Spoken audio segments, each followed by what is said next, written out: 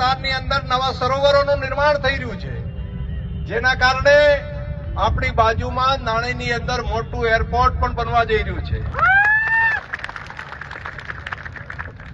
આપણા દેશના પ્રધાનમંત્રી મોદી સાહેબને આપણા વિસ્તાર પ્રત્યેનો પ્રેમ રાજ્યના મુખ્યમંત્રી માન્ય શ્રી ભૂપેન્દ્રભાઈ પટેલ જે આ વિકાસની યાત્રાને આગળ લઈ જઈ અને વિસ્તાર માટે સતત કામ કરે છે, એના કારણે અનેક આ સરહદી વિસ્તારની અંદર આ બનાસકાંઠા જિલ્લાની અંદર કામો થયા છે.